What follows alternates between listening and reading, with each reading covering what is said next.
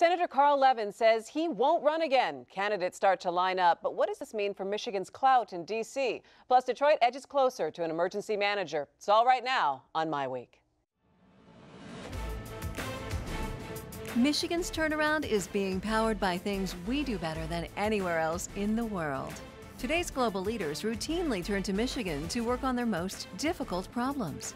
That's because the engineering talent in this part of the world is simply the best.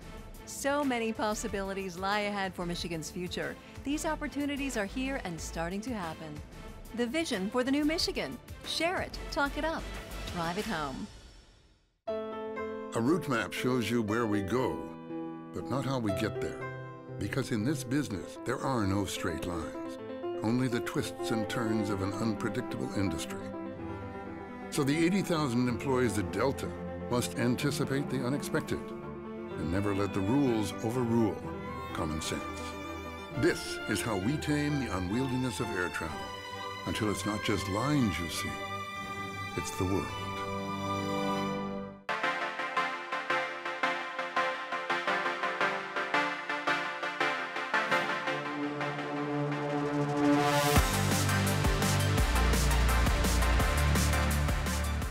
Welcome to MiWeek, and thanks so much for joining us. I'm Christy McDonald. 1 week after Governor Snyder said Detroit should prepare for an emergency manager, surprise, the City Council and Mayor Dave Bing can't agree on what should happen next. We'll take a look at the City Council's appeal with City Councilman James Tate coming up in just a few minutes. But first tonight, U.S. Senator Carl Levin and the big announcement he won't run for re-election. He's been in that seat since 1979. He'll serve out the next 2 years, making him 80 years old when he's done. And not only will Michigan lose a powerful voice in Washington, it sets up an interesting race for his seat. Let's get right to it with our contributors tonight. The editorial page editors of the Detroit News and Detroit Free Press, Nolan Finley and Stephen Henderson. Gentlemen, it's good to see you. It's good to be here. All right, big announcement. Did it surprise you? No, we've been hearing whispers of that for a couple of weeks. I mean, Carl, as you said in your lead, and he'll be 80 when he has to run again. And if he were in the House, you know, he could take it in 2-year bites and assess his health every 2 years, assess his capabilities. But when you're looking out at a 6-year gig, you know, you've got to really take a look at it from a different angle. I mean, if he went in there and 2 years or 4 years from now were incapacitated, couldn't serve out, then a Republican governor gets to fill his seat, most likely. Oh, so setting up something very different. So a smart decision, would you say, Stephen? Yeah, and a classy decision. Yeah. I mean, I think, you know, there's always that question in Washington about staying too long, and lots of people do it, you know, and then leave their seat to some sort of random selection. This way, the voters get to decide who will replace him. My early money is on a repeat of what we saw in 1978. The president of the Detroit City Council, which Carl was before he was in the Senate, will run and win the Senate seat, right? So, Charles Pugh for Senate, right? You heard it here first. I'm going to start to write this down, right? Are we really going to do this? Okay, so Mr. Snit goes to Washington. all right, so before we start making a list of the names of the people who are going to start to raise their hand for this, let's talk a little bit about Senator Levin's legacy and what he has meant to Michigan as a very powerful voice in Washington. Well, yeah, and at the end, he certainly had a good deal of clout on the Armed Services Committee for years, a very powerful voice on the Banking Committee. You know, he brought a lot of money back to Michigan in terms of helping equalize the road funding. We were a donor state for so long. I mean, the interesting thing about Carl Levin is he survived for a long time, even though he was far more liberal than the state was. And, you know, every election, Republicans thought they could beat Carl Levin because, hey, you know, this is a guy who's liberal. Michigan's sort of a center-right state, and they never came close. I think Jack Klausman got within 4 or 5 points, but he blew them away every time. Even if you are not a Democrat, what does this mean for the people of Michigan in terms of losing someone with that kind of clout in Washington to be able to get things done for this state? Well, I mean, you think first and foremost about the auto bailout, which Senator Levin had a huge role in getting not just the Michigan delegation together, but the entire caucus from the Midwest to really push that in Washington. And I'm not sure it would have gotten done if he hadn't been so ardent about that. So, you know, somebody with less seniority is probably less likely to play that role early on. You look locally in Detroit, look at the riverfront, the Conservancy, and the money that the federal government spent there. He was very instrumental in that. This is somebody who had a lot of influence and could bring home a lot of good things for us. You always have that trade-off when somebody with a lot of seniority leaves. You want to elect the right person, though, who will develop into that, right, over time, so that we get it back at some point. So it makes me want to think about, where is our next generation of leaders in the state of Michigan? Because we do have such a delegation who is up there in years. So where's our bench, I guess we can say? One of the problems in developing a bench for both parties is term limits in the legislature. You know, these folks don't get to stay around at the state level and learn lawmaking and get their name out and develop a reputation. You know, 4 or 6 years, they're gone and a new crop is in. And it's made it very hard for both parties to develop a deep bench. I mean, to the point where now you ask Democrats, who's your best candidate? Oh, Gary Peters. Who's your best candidate for governor? Oh, Gary Peters. I don't think he can run for both at the same time. Gary Peters is a popular guy right now with the Democrats, but so... He's their only guy.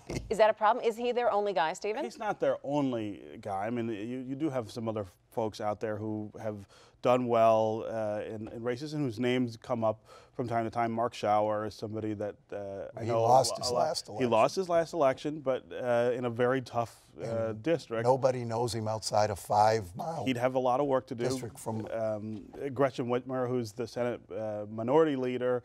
Her name comes up a lot when you're talking about gubernatorial race, although she says she's not running. But, you know, it's 2013. We'll see how that plays out over the next 18, 20 months.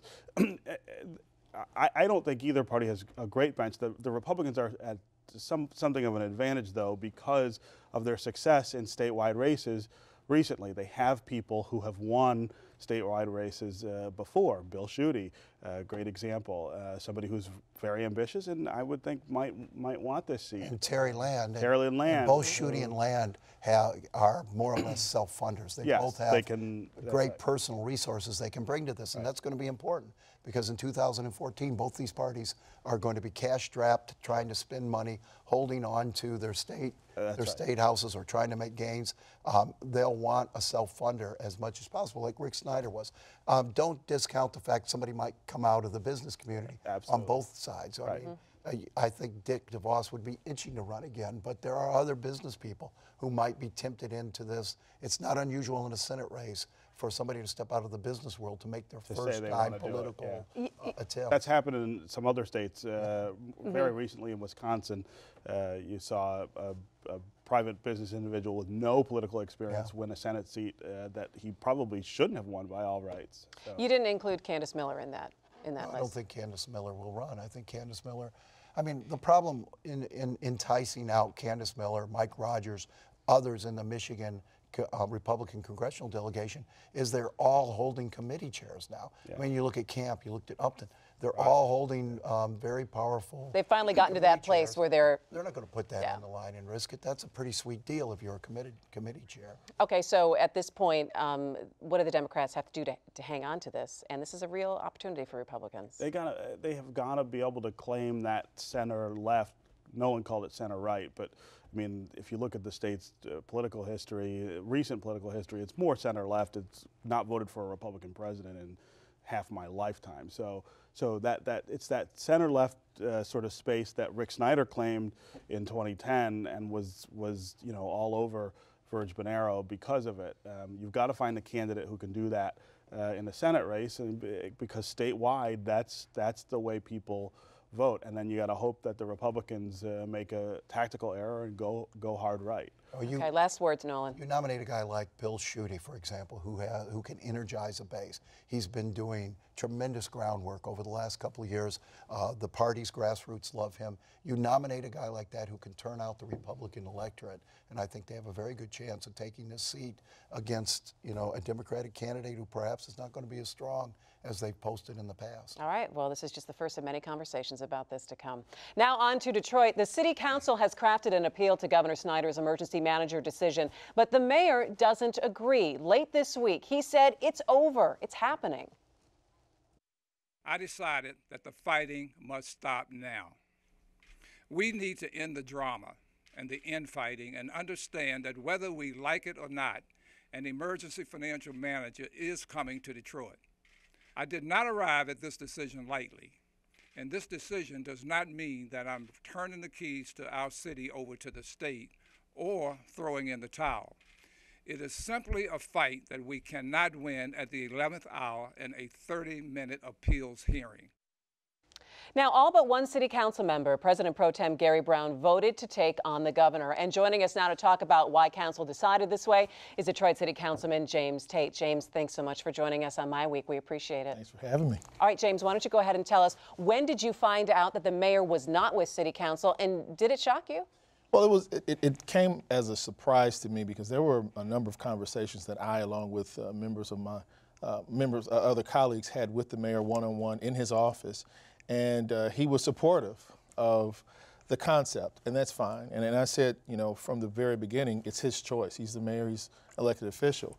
But to find out, as opposed to a phone call or, hey, come on down, guys, let's talk about this, to find out in a press conference, I think that, in my mind, is indicative of what is perceived to be a them versus us relationship. And that's, you know, that's not what I'm looking for in city government. So that was a major disappointment for me, not that he decided not to appeal, but that we had to find out at a press conference. And that's pointing to some of the problems that we've had that have gotten us into this problem in the first place. I mean, that's not the first time I've heard you talk about hearing one thing and then seeing another out of this administration. Was that, in your mind, the reason that the consent agreement, which was supposed to avoid an emergency manager, is that the reason that didn't work? Well, you know, I was sat in on the negotiations for the consent agreement, and we wanted to make sure that it was foolproof. I won't say that it did not work, but what I will say is that we certainly didn't get as much done within that consent agreement as we would have liked to have done by this time. James, you're going to go. You all are going up to Lansing on Tuesday to try to make the case that you can work together as city leaders to implement the plan. What have we seen over the last few days or week that would give the governor any confidence that you all can work together on anything? Well, if you look at the past few months, I mean, the review team even acknowledged that we did some pretty tough, some pretty heavy lifting when it comes to those contracts that we agreed to. The mayor put them before us. There were very little discussion about the Miller-Buck fire, the Milliman contract, as well as the McKinsey-Conway contract. Those are $14 million that we got a lot of blowback from the community and saying that, you know, if we're poor, we're broke, why are we spending this money on these consultants to come in and help? But it made sense. So we moved forward and we did that without an issue. We also, as a city council, realized that Crystal Crennington, she was an issue for us. And we voted with very little conversation to make that happen. In all these cases, James, it took you a long time to get to the right point. And when the consent agreement was signed, the governor and all parties envisioned that this would be a rather speedy process, that you would knock things off. It took you a long time to get on board. You never got on board with Belle Isle. I know that was a pet project for you. I mean, what took you guys so long to get it together? Well, and I'll say it didn't take us long to get together on those contracts. They came to us, and within a week, we approved them. You've got to also understand, when it comes down to the Corporation Council, that was a symbolic, you know, issue that we had to deal with as well. So we have to be very deliberate in, you know, ensuring that we don't create so-called chaos in the community. That is also a consideration that we must have. We were told that it took us from April until September to begin the reform initiatives. Well, Chris Andrews, who's the project management director, he wasn't hired until July. That wasn't on city council. That was a decision that the mayor and the governor had to make, and then he had to present those items to us so that we can vote on them. So that took that delay. There's going to be some growing pains. We're talking about completely reshaping the city of Detroit. The governance and the financial aspect of it. I mean, when the mayor came to us just recently and said, look, we need you guys to provide 10% reductions, approve this 10% reduction in non-union as well as union employees. Very little discussion about it because we knew it was the right thing to do. We moved forward, and again, got a lot of blowback. You know, public comment can be hell. Yeah, and let me ask you about that, James, because we've seen protests throughout this week about the emergency financial manager, and we've also heard a lot of people talking about the silent majority in the city, the saying, look, we need people to come in here and make changes so we can start to get services that we need. What are people telling you when the phone calls are coming into your office? What are you hearing? Well, I get a mixed bag. I get, you know, one group of folks who said, you know, hell no, don't let them come in, do whatever you got to do, fight, fight, fight. And then you get the others who say, look, we just want this city better. We want the city to change. I'm tired of seeing it that way. And, you know, I'm sort of in the middle. I'm more closely on the latter, you know, because you know, I'm the youngest member on this Detroit City Council. I've seen this city on a constant decline really since my day of birth, and I'm ready to see it change as well. Do you feel like you have to fight because you can, or do you feel like you are fighting because you believe you can change the governor's mind? Well, I think what needs to be changed is this idea that we're fighting. Not one single person at the City Council believes that we're going to change the governor's mind based upon this appeal. What this is, well, let me just say, what this is an opportunity to clear the record. There's some discrepancies that we believe that were in that report that we want to make sure that we put on public record. So you're doing more than that, James. You guys are out there holding rallies. Well, no, we're not holding rallies. Let's be honest. Joanne Watson didn't hold a rally. Well, you're saying you guys. Council is 9 members. Oh, okay. There are 9 members. Well, but this whole, you are fanning the flames of resentment, which is very non-productive in a city that needs help and needs to move forward. Well, I didn't support the rally. 9 members, there were 2 that were at that rally. Let me ask this. If we could get the governor to say, let's give this another go, what would be the thing that would make this different a second time? Well, let me just say, I again, without having any doubt in my mind that there's going to be a emergency manager here. Right. It's going to happen. Right. What I proposed to the treasurer, and he said he was taken to the governor, was a situation where there would be a consent agreement still intact, an enhanced one along with an emergency manager. Now, he indicated that there were items that the city of Detroit did not have the ability to do, even if we had the will, whether it's because of the charter or because of state law. The emergency manager handles those issues, gives us the opportunity to move those items out of the way so we can then do what is necessary. And we're tied to, within a consent agreement, to do those things. If we fail to do it, similar to what the project management director would do, the emergency manager would override and make that happen. The emergency manager also would deal with the long-term liability issue. You know, we can't touch pensions right now. We're very challenged in that aspect. When we talk about debt restructuring, that's where that emergency manager will have much more leverage than we as the local officials would do. I think that is a relationship that could work when we try to figure out what comes next. That is one where the citizens still have a democracy, where you have your elected officials still making the decisions at the table. The state still has a relationship with the city, so it doesn't appear as if it's a takeover. And I think it still gives us an opportunity to have a pathway to a better financial future for the city. All right, James Tate, Detroit City Councilman, thank you so much for joining us. We appreciate it, and we'll be watching as the next couple of days unfold. It will be interesting. It will be. Okay. It always is. Thanks, James. Yeah, so guys, I mean, let's turn around and talk about this a little bit. This has been a very interesting week. I guess, what have your impressions been since the governor's announcement and now talking to James, the fallout between council and the mayor, which I don't think was really a surprise to anyone, but the way it happened? Well, I mean, I think you had to expect that council was going to do what they're doing. They almost have an obligation to say, we don't agree with this. I think what James was saying, and what I've heard from several other council members, is, you know, maybe there is a way for us to still play a role in helping to govern the city and helping the emergency manager do the things that he or she needs to do. I think that's the place that we want to get most of the council to, if not all of them, so that we don't have this sort of bitter resentment and sort of constant fighting, because that's what's gotten us in this position in the first. Do you think we can get to that point? Well, I don't know. You know, I think some of the council members will be, and perhaps even the mayor, will be useful in this process, and they will find roles here. I think the governor has been very smart in the way he's rolled this out in a very gradual, step-by-step way, giving the city time to adjust it, the city residents, giving them time to adjust to this, instead of just whooping in with an emergency manager on his arm and do you think, here's the new boss. Do you think they have started to adjust? Do you think people have? masonry has. I think if you talk to people in the city, they want things fixed. The city is in a terrible shambles right now in terms of service delivery. I've never seen it worse. In my lifetime, like James said, he's seen the city on a constant decline since he was born. People are tired of that, and there is not a way forward, or an obvious way forward, with the political infrastructure that we have. You've got to get the political class somewhat out of the way and bring in somebody who is just going to deal with balancing the books and delivering services. So have we again heard any more names? Are we any closer to who we might know? Every day, and everyone you run down says it ain't me. It's not me. I don't know.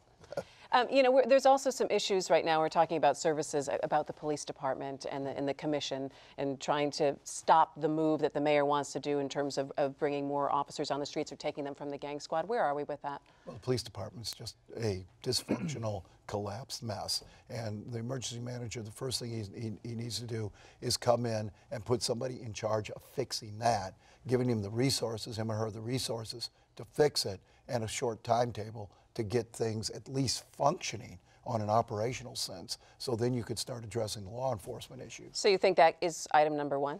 It's at least item number 1 or 2, but either behind or right in front of the debt restructuring. If you go through and look at how much money they're spending on debt and legacy costs, that's why you don't have money for police and fire trucks and things like that. So they go hand in hand. All right, so City Council heads up to Lansing on Tuesday, and then I'm sure we will hear from the governor shortly thereafter in the next couple of days. This has been an amazing thing to watch unfold. All right, we're heading towards the end of the show, and it's headline time.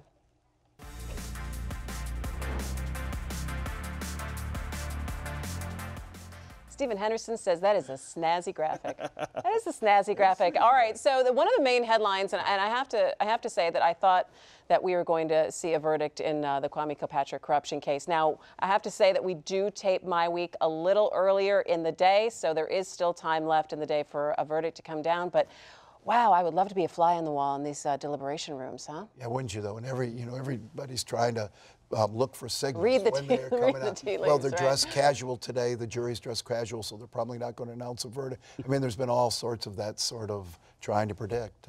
They've got a tough job. They've got a very complicated case to decide. But we're getting to the point, Stephen, I think, where other corruption trials we've seen around the country that we're inching it. This is the time frame that we should start to hear something. If we don't hear something now, we know they're hung up on at least one of the counts, and they're fighting about something. I think they've had enough time to go through all the counts and all the defendants and make a decision if there was an easy decision to make. If it goes much longer, the chances of a hung jury, at least on some counts, I think goes up. All right, so again, we just want to put out there right now that there may have been a verdict late this afternoon. It's not that we're ignoring it, it's just that we're a little earlier on in the day. Nolan, what'd you see this week? Well, Grand Valley State took $40,000 of our taxpayer money to settle a lawsuit with a student who brought her guinea pig to school with her and kept it in the dormitory and didn't think the guinea pig was treated quite right by the school. She claimed it was a support animal and she needed it to relieve the stress. So she filed a suit. They didn't say send it home. They just put some restrictions on it. She thought that was discriminatory. I mean, how absurd. 40 grand of money that the school obviously needs because somebody's guinea pig got offended. I love guinea pigs. They're a cute animal. Got to let them out and let them run around. That's probably what the problem is. If you feel the need to take one to college with you, you're probably not ready to go to college. Last 10 seconds. What do you got? Campbell Ewald, big advertising and PR firm, coming downtown like lots of other people. So the momentum continues in Detroit. We just need to get governance squared away. Let's link it all together, and that'll do it for MiWeek. Thanks so much for joining us. Have a great weekend. Make sure to come back and see us next week. Take care.